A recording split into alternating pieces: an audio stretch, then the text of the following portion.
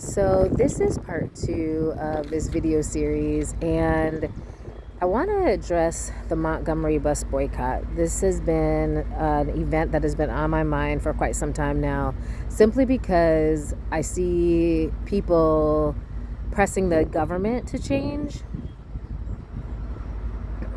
And when the civil rights movement was going on, that's not how change came. The people organized themselves, they came together, they created the changes they wanted, and the government had to follow. And so I take heart by what the Montgomery bus boycott accomplished.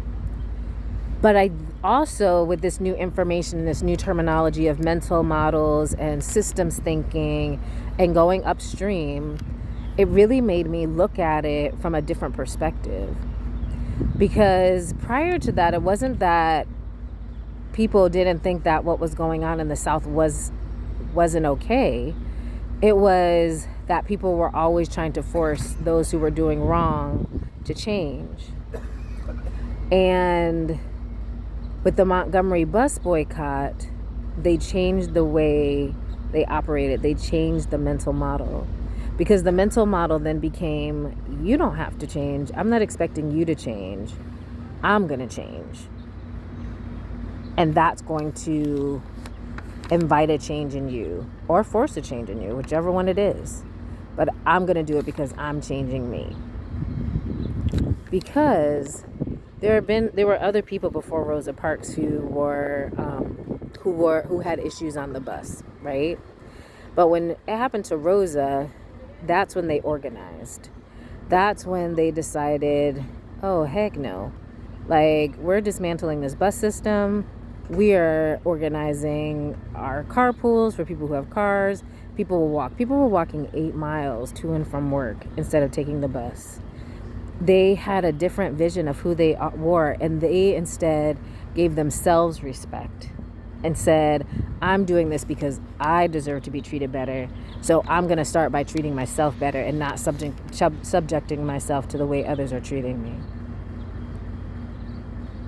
And after 381 days, the Supreme Court, the United States Supreme Court, ruled that segregation on buses is illegal. But this was not until they had broke the Montgomery bus system by boycotting it, and the Montgomery bus system losing millions and millions of dollars, which is an incredible amount of money at that day and time, because they relied on black people taking the bus. And so that new mental model that was established based on the humanity of people managed to dismantle the old system that was based in oppression. Now, if we have this thinking, these words back then, it might have not taken so long for the civil rights movement to actually come to fruition and all the advances that were made in that time to be so difficult, but we didn't. But that doesn't mean that we can't start now. There's a proverb that keeps coming back around that says something like, the best time to plant a tree is 20 years ago, but the second best time is now. And so I'm laying a stake in the ground that the best time to establish a new mental model that's based in the humanity of all people, the best time to establish this mental model is now. That back when the Montgomery bus boycott was enacted, that they didn't understand these things, they didn't have these words to use, but we do now.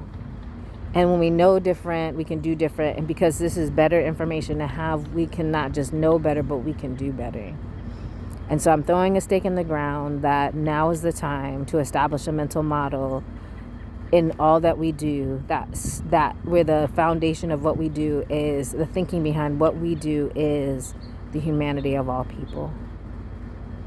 And so if you would stay tuned, the next part that I'm going to talk about is how